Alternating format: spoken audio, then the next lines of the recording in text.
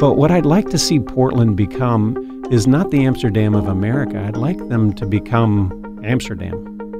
No longer comparing us as the best in the United States. I want us to be the best in the world. I want us to take bike infrastructure seriously instead of, oh, we can squeeze it in over here and oh, we can put some paint on the lanes over here. From the studios of KINK Radio, it's the Portland 50, a podcast series about the people who dreamt, built, and championed the innovation, growth, and uniqueness of Portland. The Portland 50 series is brought to you by Jaguar Land Rover Portland. One company, two iconic brands. Jaguar Land Rover Portland is a Don Rasmussen company, the legendary Portland institution serving our community since 1950. I'm your host, Peggy LaPointe. Today, I talk with Jay Graves, former owner of the Bike Gallery, founding board member of Cycle Oregon, and biking advocate. The story is he wanted to open up a bike shop in 72 during the bike boom. And if you remember the 10-speed craze and the gas crisis of the early 70s, nobody would sell him bikes. And so finally in 74, just as the bike industry was taking a 40% drop, we had no idea, of course, but we opened in April of 74, and Dad kept his day job, and the kids, my older sister Paula, myself, and my younger sister Tori at the time, but she goes by Victoria now, so please. Don't make that mistake. Don't make that mistake. We ran it during the day. Our, I don't want to say claim to fame, but I think what got us our foot in the door was being open till 9 o'clock at night and Sundays. So we were the first and only bike shop for many years that was open evenings and weekends. My dad's philosophy was you got to be there when the customers want to come visit you, and that I think was very smart of him to think about customer service back in the early 70s in that way.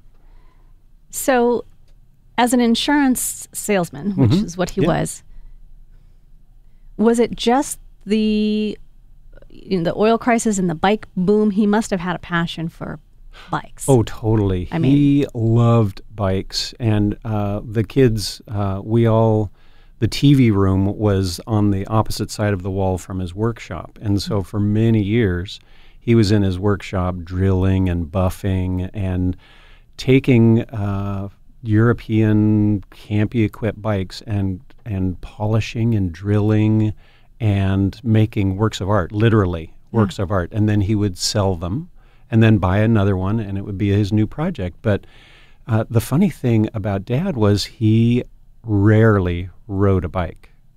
And people are kind of shocked to hear that, but he totally saw bikes not only as a practical piece of transportation and a future in that, but also as art.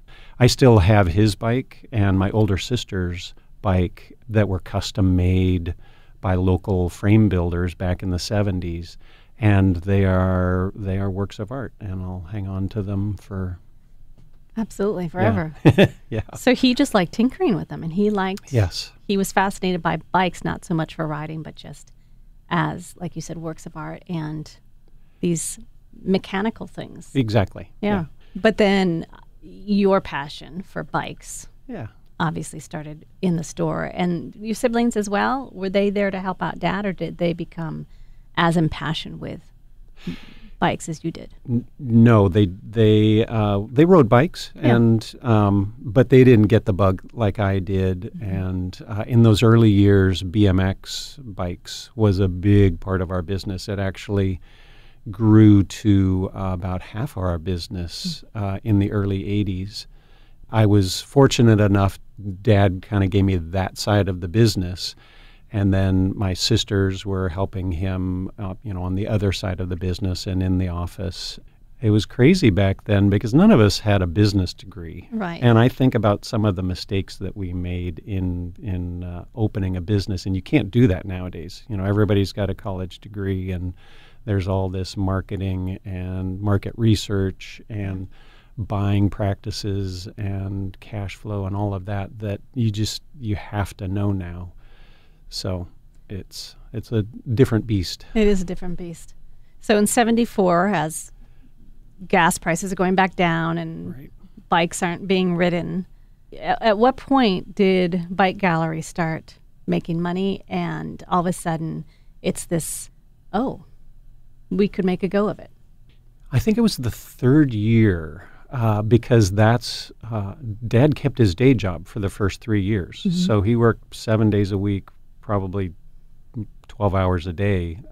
It's kind of amazing that he was able to keep that schedule for 3 years. But, you know, we, the first 2 winters, which is obviously a very slow time in the bike industry, we said, should we just close down? Right. Because we weren't making money, and Dad at one point took out a second mortgage on the house to keep the business going, and there was another building that the family owned that they ended up selling and putting that money into the business. The whole Bike Gallery story got started because my grandfather loaned Dad $10,000. That's how we got started. Wow. And Dad didn't take any wages out for the first few years. And so we were able to, bootstrap it. Right. And the kids didn't get paid, I should also point out. None of us got paid. We're living at home. We're getting, you got a roof over our and a head. cot. And Mom would bring up baskets of food for dinner because we were there till 9 o'clock at night, and we couldn't leave, and we really didn't have the money to go to a restaurant. And you live nearby. We were a couple miles, mile and a That's half. yeah. So she would, make dinner for the rest of the family, and then bring this wicker basket with plates and bowls, and it's such a special memory. I would imagine. I would imagine. That would be awesome. Well, looking back, it's awesome. Yeah. At the time, it's tiring. Right. So late 70s, things start to pick up. Late 70s, things start to pick up. We've now expanded. We bought the Cyclecraft, and I can't remember if it was 78 or 80. Excuse my recollection here. But the premier bike shop during the late 60s and through the 70s became available. And it was Dad's dream store. He loved going in there and drooling over all the cool racing bikes and bike parts and talking to the mechanics. And he jumped at the chance because by that time he was full-time into the business. The business was growing. And where was this other bike shop? Downtown. Okay. Yeah, it's now, it's moved 3 or 4 times since we purchased Cyclecraft. It was initially on 12th and Morrison. Now we're on 10th and Salmon, so just a couple blocks away. The downtown market has always been a wonderful commuting market. It's got a wide range of customers that come in, I would imagine. as you can imagine. Yeah. Mm-hmm. So you've now so the first, I don't think we mentioned, the first store was on Sandy. Sandy Boulevard. Not exactly where it is right now, but close. Yeah, same block. Same block. And our whole market analysis for where to put our first bike shop was what's close enough to the house that the kids can ride their bikes there after school. So Paula went to Portland State in the morning, opened at noon. This is, during the school year and during the work week. And then Victoria and I came up at 3 o'clock after high school. And so Victoria was 14, I was 15, Paula was 18. I was going to say, you were 15, the same age Yeah. as my older one. So Yeah. I kind of put him in your shoes at the time, which probably love it and begrudge it at the same time. Which Well, you might have done. Yeah, no. No. I loved working on bikes. Our one paid employee, his name was Tom. He was helping me to learn to be a bike mechanic, and I love working on bikes, and still do to this day. But don't have me go help customers in those early first Right. few years. Oh, right. And answering the telephone scared me to death. So extremely shy. And I could hide behind the wall and be a mechanic just fine. That's good. That suited you. Eventually, Bike Gallery grew to six locations. Right. But let's see, we're probably in the early 80s. You took over Bike Gallery ownership. How did that process happen with you and your family? Yeah. Your so, dad mostly, probably. When the business was set up, each of the kids was promised 10% of the business. So Mom and Dad then split the remainder, 35% each. And my sister still teases me to this day. When she left the business, we actually had a negative equity. It was during the recession of the mid-'80s. Right. And she kind of left the business and didn't work there any longer. So she keeps telling me, where's my 10%, Jay? Where's my 10%? And I said, well, technically you owe me money because you left when there was nothing there. And we were in debt. But she didn't want any part of my business. My older sister had left the business at that point. And so it was the mid-'90s when Dad turned 65. And he promised me from day one that he was going to retire when he got to 65. Mm-hmm. And I so admire his ability.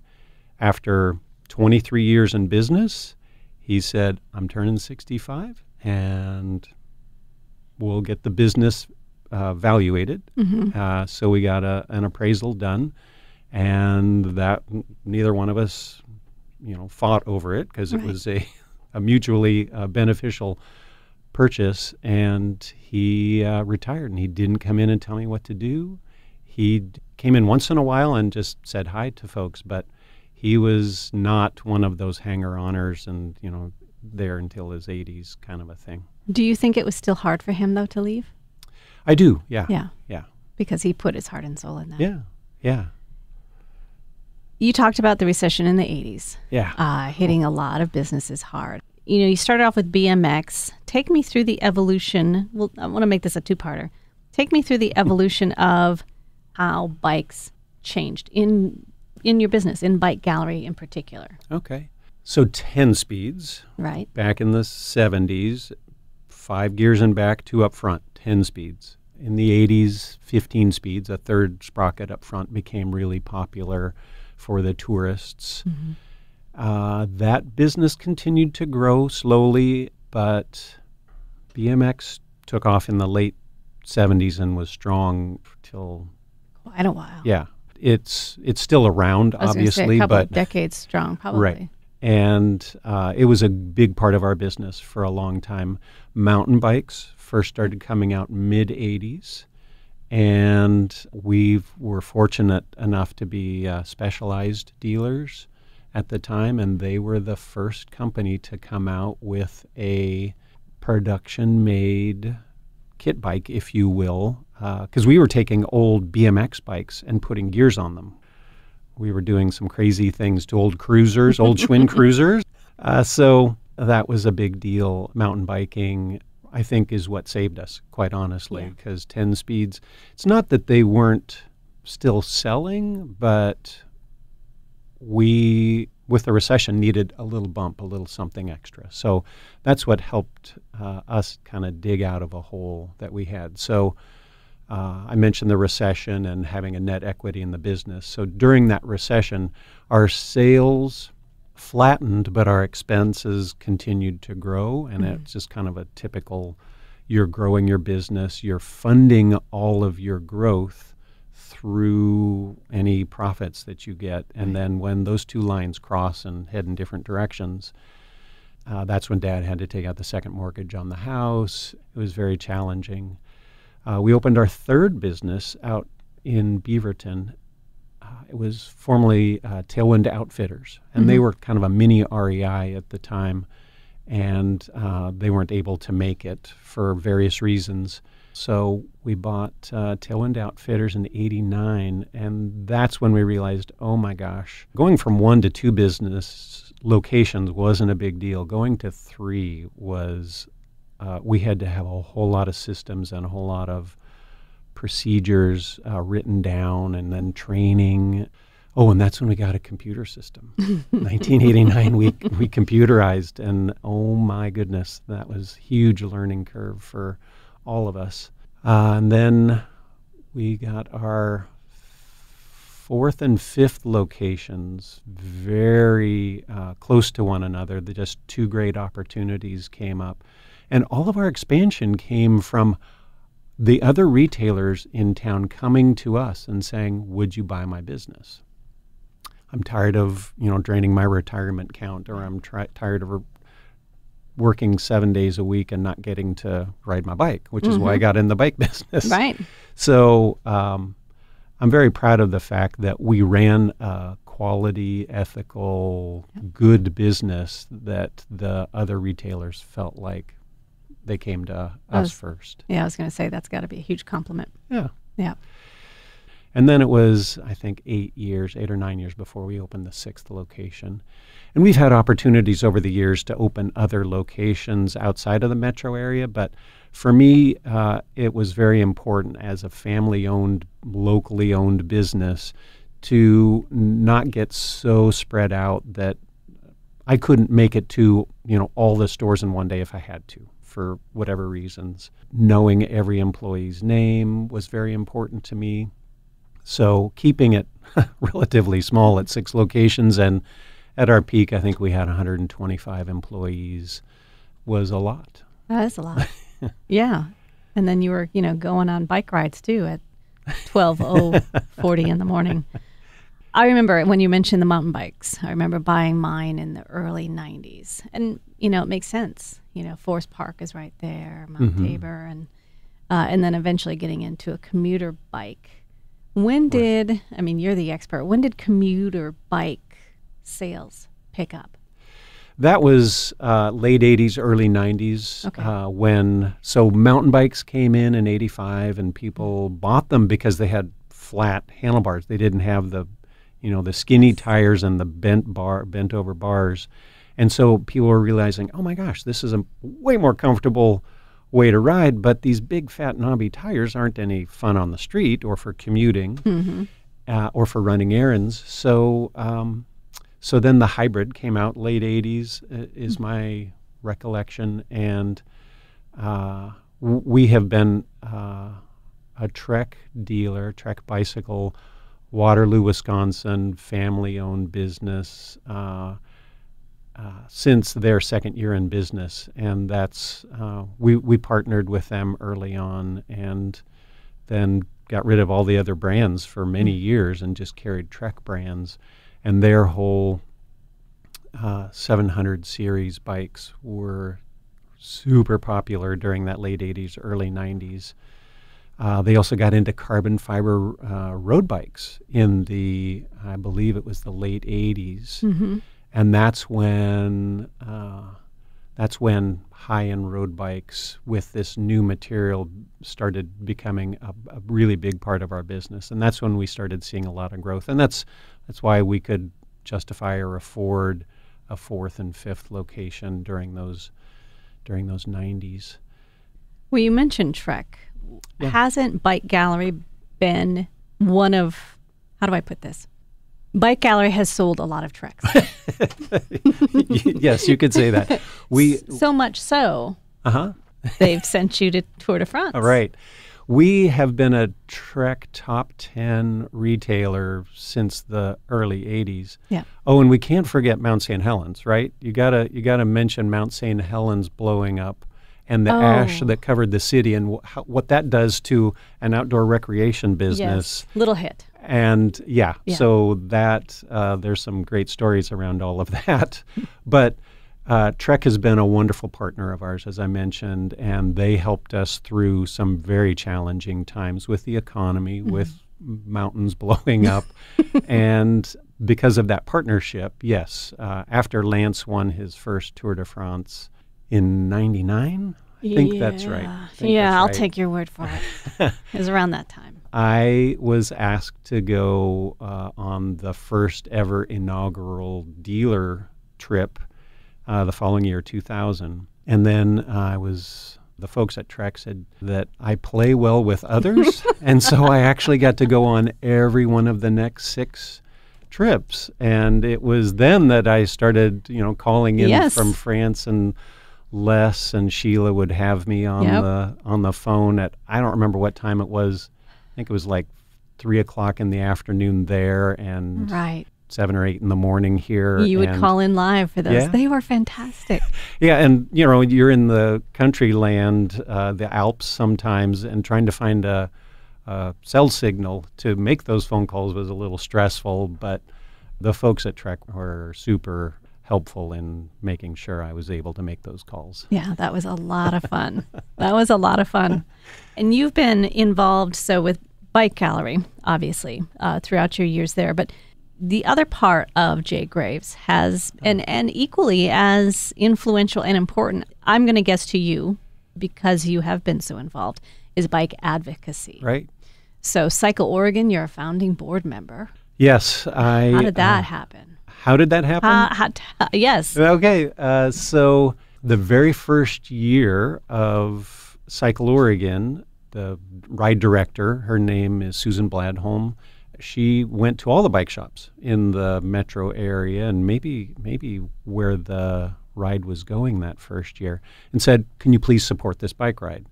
And we, it's funny, I had been to the trade show the previous September, and I listened to a seminar, and the guy said, you got to get involved with your customers. You got to get out, you got to do rides, you got to do events.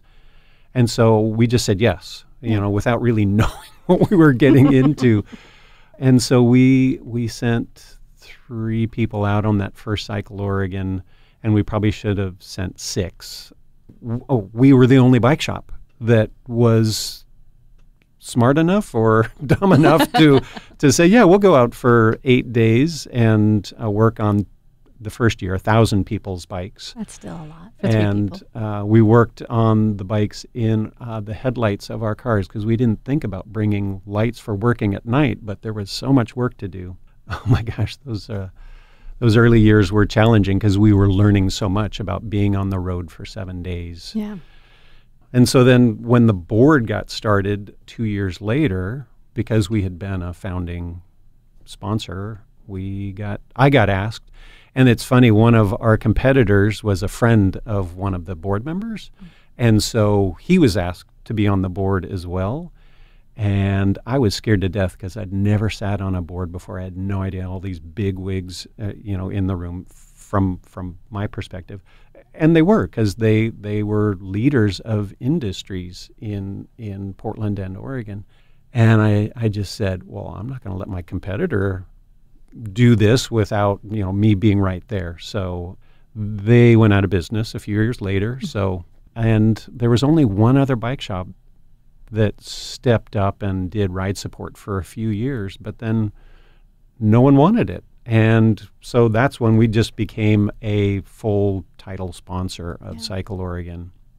Well, it makes perfect sense being ride support, especially around the area when there's so many rides. I mean, there's Sunday Parkways all the way to Cycle Oregon. Right. And what a great opportunity. Right. And I have to imagine it's fun for the mechanics. It is, and that's being my roots as a bike mechanic.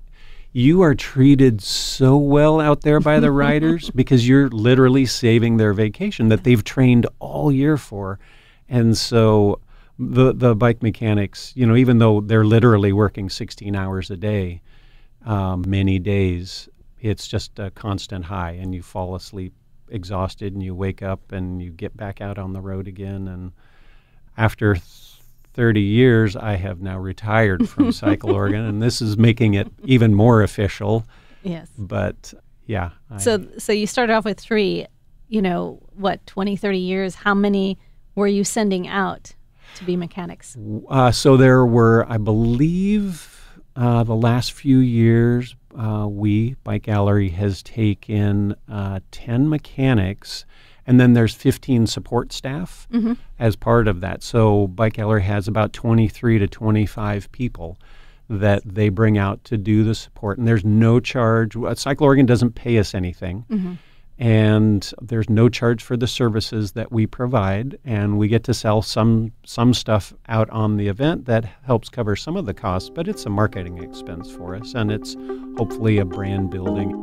You're listening to KINK's Portland 50 series. I'll continue my conversation with Jay Graves in a moment, but I wanted to thank our sponsor. The Portland 50 series is presented by Jaguar Land Rover Portland. One company, 2 iconic brands. Jaguar Land Rover Portland is a Don Rasmussen company, the legendary Portland institution serving our community since 1950. Now back to my conversation with Jay Graves, biking advocate and former owner of Bike Gallery.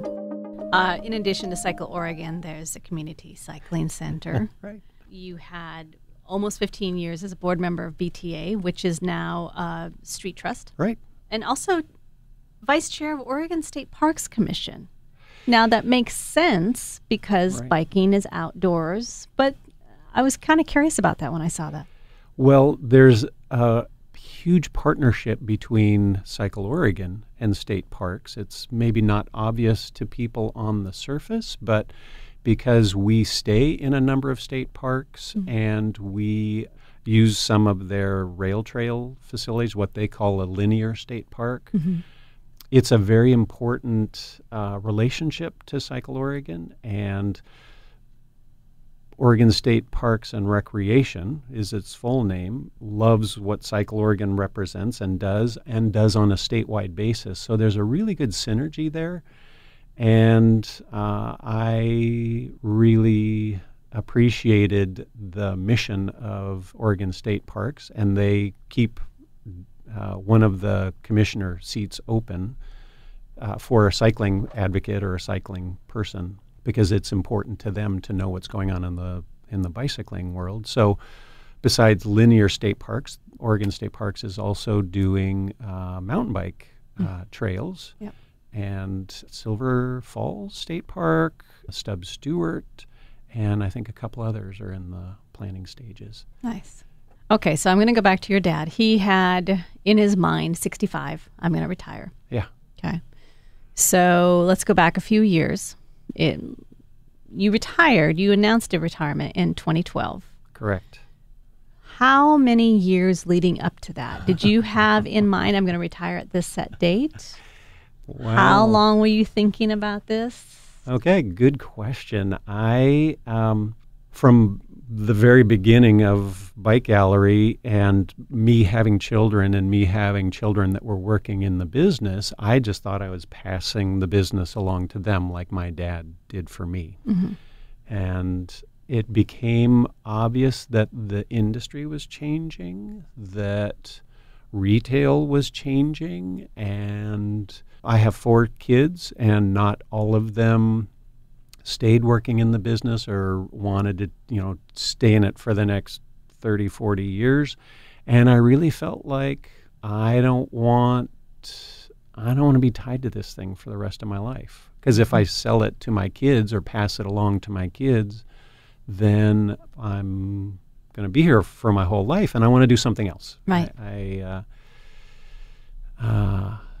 want to do something else. So after 39 and a half years in the bike business, I decided I would just see what the winds blew my direction and what I got excited about, and a number of things kind of aligned to get there. But to answer your question specifically, I think it was 2010 when I started thinking about, okay, if my kids aren't going to do it, then what does that mean? Does it mean my vendors are going to potentially buy it? Is it or my employees? That was my first choice. Employee-owned kind of model? Yes, exactly. Okay. I talked to Brian Roeder at New Seasons, who had gone through an ESOP, employee stock ownership plan, and did a bunch of research and talked to my management team about their interest level, and they so long story short, my general manager and his business partner are the ones that stepped up. Well, and it seemed like from the outside it went relatively seamless.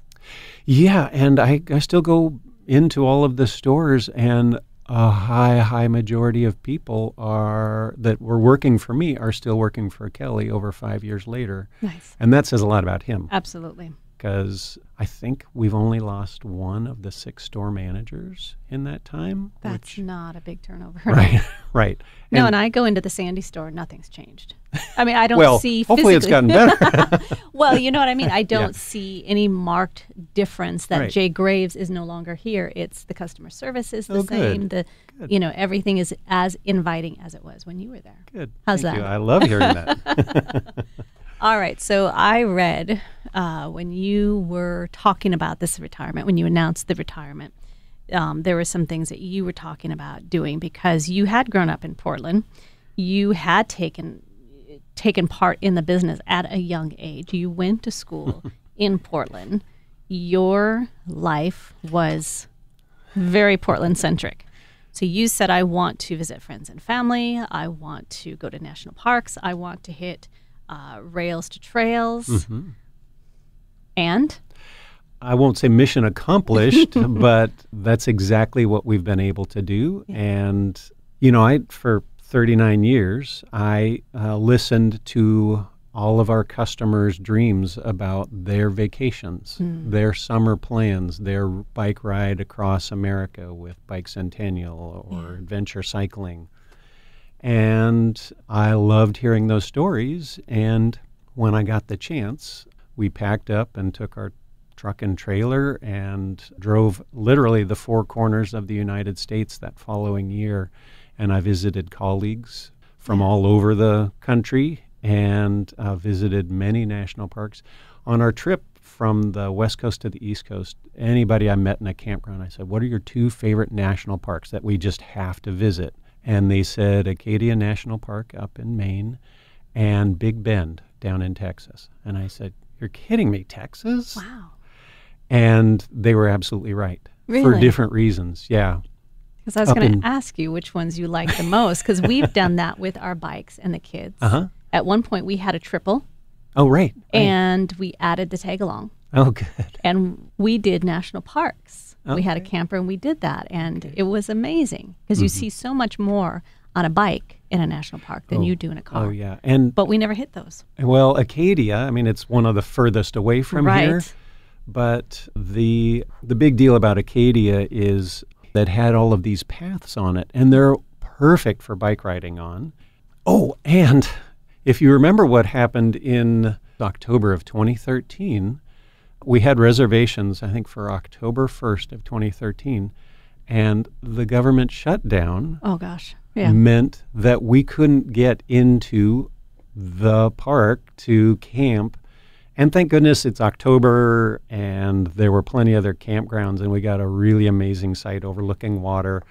But the silver lining to all of that was that the 25-mile road through Acadia National Park had no cars on it, no tour buses, and it was amazing. We rode it, I think, 3 times during the days we were there. And then Big Bend, my perceptions of Texas is it's just flat sagebrush and not a lot there. And there is a lot of that, but down on the Rio Grande bordering Mexico is some amazing geology. And there's a campground that literally sits on the river. It is gorgeous scenery, and we get to ride our bikes on some of the dirt roads there. There aren't any bike paths there, but that's okay because you're there for different reasons. And the hikes into some of these canyons are just spectacular. So highly recommend Big Bend. There's a bunch of others I'd recommend. And I will mention that the one thing I think I've done, the national park I've done more than any, it's actually the closest, is Crater Lake. But that's because they close the rim drive around Crater Lake every September to cars for one day so that bicyclists can go around. It's called the Crater Lake Rim Ride. And that's just going to be part of my September ritual from here on out. That's a good idea. It is one of the most gorgeous rides you can do that I've done in the country. To do it without cars on it is pretty spectacular. It's not an easy 35 miles, but you can do an out and back on some of the more scenic places. And if you haven't taken the family down there for that one. We have never ridden there, but Rick's family's from Roseburg, so we've been there. Right. But some of my favorites on this particular, because we did 3 weeks. We drove to Wisconsin, where my family's from, and back, and we hit Craters of the Moon. We hit the Tetons, which were gorgeous. You must have done Yellowstone if you're at Tetons. We didn't do, but we're doing Yellowstone, I think, this year. Okay. We did Teddy Roosevelt. Badlands? We didn't bike the Badlands. We drove through. And Rick planned it, of course, because Rick is a huge cyclist. Yeah. And he planned all the biking parts. And so we camped. If anyone's familiar with Mount Rushmore, campgrounds are not close to the monument. Right. And he said, I have this wonderful loop that we're going to ride. And again, this is the triple and the tag-along. And my kids are, this is 6 years ago, so my kids are 11 and 5. Wow. It was uphill all the way. Both directions. Yes. Yes, because it was a loop. And I'm thinking, okay, the way back's going to be great, right? Because no, it was uphill the whole way. There were some words said under my breath. I can imagine. But Mount Rushmore is spectacular, but it's not a great biking route. It's not a big. Right. Right. No, Okay. we discovered that. Going to a national park is gorgeous. Yeah. Taking your bike to a national park and riding around, you see so much more. Yeah. I mean, we rode by all the buffalo when we were at these Tetons, where people had to pull over, and you have the chance to look around. Mm-hmm. Yes. Tetons is another one of my favorites, and we did some great mountain biking in that area. Another one real quick is the Everglades National Park. We just came back from our annual trip to Florida in December because that's where family is, and you have to visit family, right? But we always spend a week or 10 days down in the Everglades, and there's this amazing bike ride that it's called Shark Valley. It's in the Everglades. And there's gators along the side of the trail, and there's gobs of birds everywhere, lots of fish. And it's this 15-mile loop trail, no cars. And it goes out to this observation tower, and you get this bird's eye view of the Everglades like nowhere else because it's flat. It's such a flat part of the country.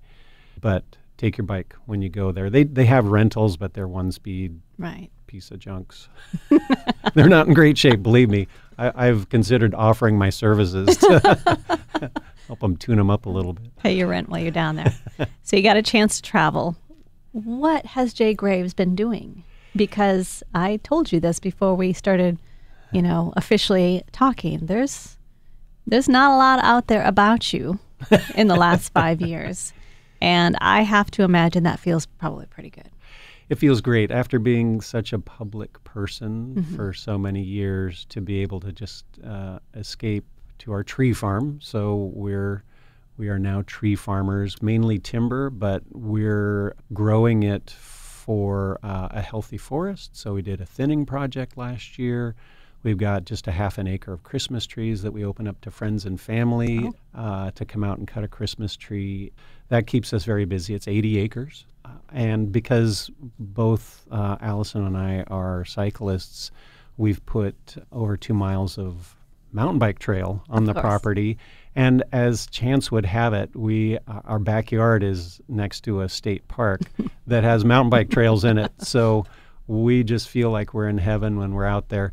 But the other big thing that we do, which is about a week every month, we go out to Eastern Oregon, where the new family business is, and my son, Simon, is running the Vil Mercantile. And for those of you that know Vil... And I have to read this because you gave me the business card, and this is perfect.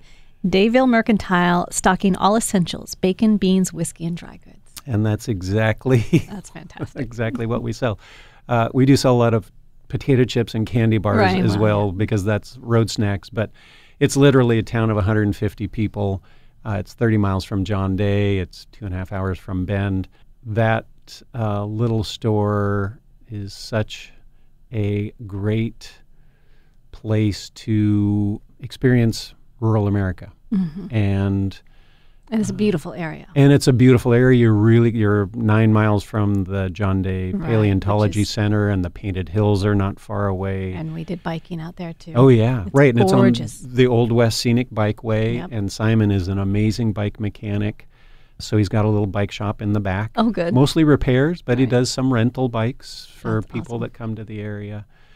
But the Old West Scenic Bikeway is getting more and more popular. Oh, and that's the other connection with Oregon State Parks is there are now, I believe, 15 scenic bikeways. You've seen the scenic byways where you drive on these beautiful roads throughout the state. Well, I don't know, 10 years ago they started scenic bikeways in collaboration with Cycle Oregon. And it is now a growing, I forget the millions of dollars that are produced through tourism dollars and jobs and all of that because of this program. Another thing that State Parks is working on real quick and Cycle Oregon is helping with is the Salmonberry Trail, which goes from Banks to Tillamook. It's an old rail line that's 10 years ago was destroyed by rains. There's a lot of momentum to get that opened up so that there is an off-road trail from basically suburban Portland all the way to the coast. And both Allison and I are helping the Salmon Berry Trail Coalition in different ways. So. Well, that kind of leads me to my final question. Okay, go. You're still a young man, Jay. And I know that bike advocacy will be with you forever. What would you like to see, whether it be in Portland or in the state, as far as biking and bike advocacy? So when one of the other volunteer things I did was with the National Bicycle Dealers Association, and I had the opportunity as a retailer to go around the country and talk about bike advocacy and talk to large groups of bike retailers all over the country. And my opening joke was, I want Portland to be the Amsterdam of America. And, back then I would say, and I'm talking bikes, not all the other stuff Amsterdam is famous for. Well, now we've got some of the other things that Amsterdam is famous for. But what I'd like to see Portland become is not the Amsterdam of America. I'd like them to become Amsterdam. No longer comparing us as the best in the United States. I want us to be the best in the world. I want us to take bike infrastructure seriously instead of, we can squeeze it in over here and we can put some paint on the lanes over here.